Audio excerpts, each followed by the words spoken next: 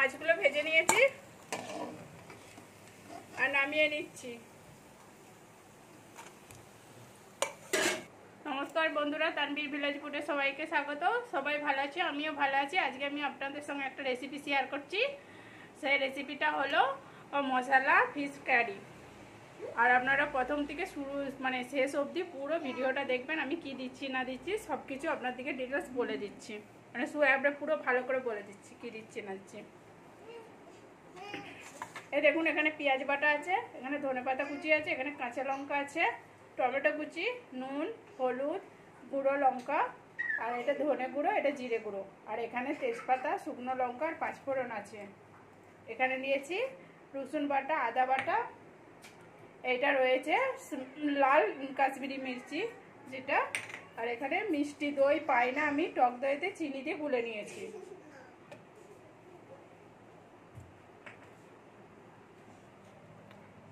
দেখুন, আমি যেটাই মাছ ভেজেছিলাম তেলটা ছিল, সেই তেলটা খানিকটা ঢেলে নিয়েছি। সেই তেলেতেই আমি আজকে সবজিটা বানাচ্ছি।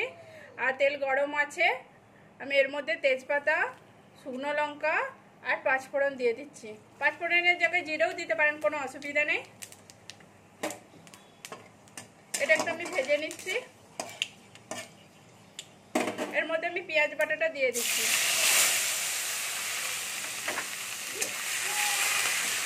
পেঁয়াজটা একটু ভেজে নেবো।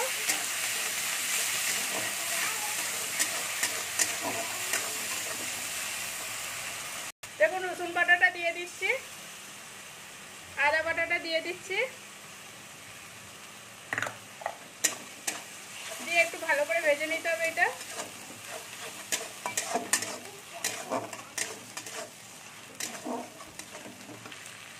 আধা চামচের মতো হলদি গুঁড়ো দিয়ে দিচ্ছি,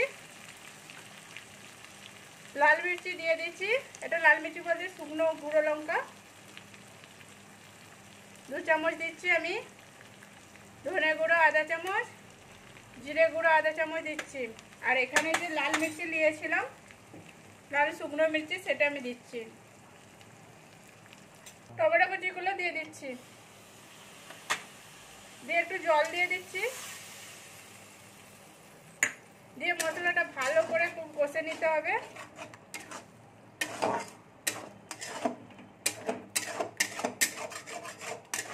আর সামান্য পরিমাণে নুন দিয়ে দেবো। নুন দিয়ে দিলে মশলা থেকে তেলটা ছেড়ে যাবে আর টমেটোগুলো গলে যাবে।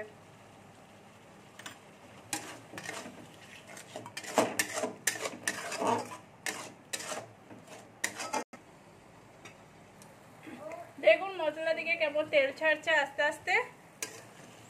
এই দেখুন,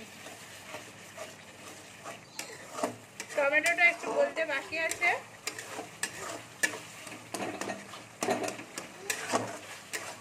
আর এর মধ্যে আমি কাঁচা লঙ্কা কুচিগুলো দিয়ে দিচ্ছি। কাঁচা লঙ্কাটা যে কুচো করে নেয়, এটা ফালি করে আছে মাঝামাঝি, সেটা দিয়ে দিচ্ছি।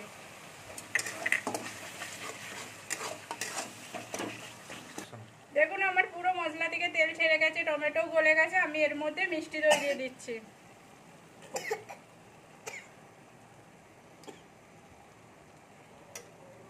আর দইয়ের বাটিটা যে দই লেগে আছে, আমি জল দিচ্ছি। আর ক্যারিটা গোড়ার জন্য তো একটু জল লাগবেই বেশি।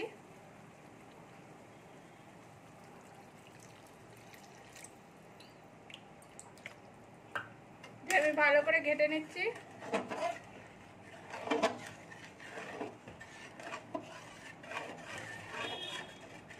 এটা আমি ফুটতে দেবো ভালো করে।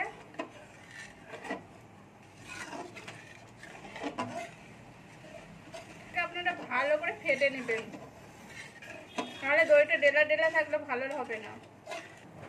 দেখুন সবজিটা পুরো ফুটছে, হ্যাঁ, আর পুরো কালারটা মানে তেলটা অর্ধেক মানে এক পাশে হয়ে গেছে, সবজির জলটা এক পাশে হয়ে গেছে। আমি এর মধ্যে মাছগুলো দিয়ে দিচ্ছি। আগে কিছুটা ধনেপাতা দিয়ে দিচ্ছি।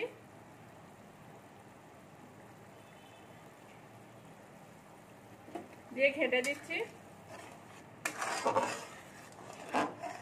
আর এই সবজিটার মধ্যে একটু তেল না দিলে ভালোও লাগবে না।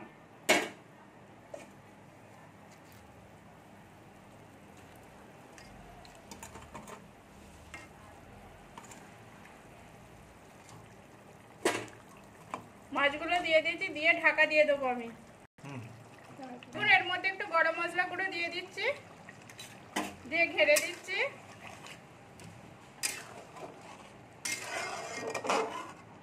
আর সব শেষে আমি ঘিটা দিয়ে দিলাম। আর এই ঘিটা দিলে খুব সুন্দর, মানে মাছের কারিটা খুব সুন্দর লাগে। মশলা যে কারিটা বানাচ্ছে ফিশ দিয়ে, খুব সুন্দর লাগবে। আমার পুরো মাছের সবজিটা হয়ে গেছে, আমি এবারে নামিয়ে নেব।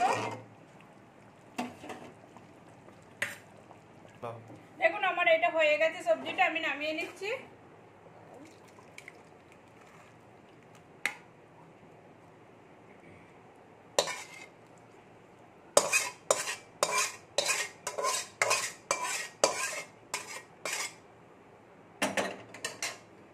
আর এর মধ্যে উপর থেকে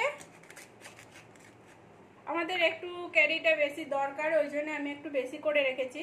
আপনারা পাইলে অনেকটা কমিয়েও দিতে পারেন, যে হালকা হালকা রাখবো সেটা দিলেও চলবে। আমি এর উপর থেকে ধনেপাতা ছড়িয়ে দিচ্ছি।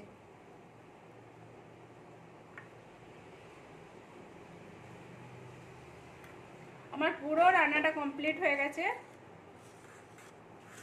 আপনারা প্লিজ বাড়িতে বানান, বানিয়ে খান। কেমন হয়েছে বলুন কমেন্ট করে। ভালো লাগলে লাইক করবেন, শেয়ার করবেন, সাবস্ক্রাইব করবেন, পাশে থাকবেন। আর প্লিজ প্লিজ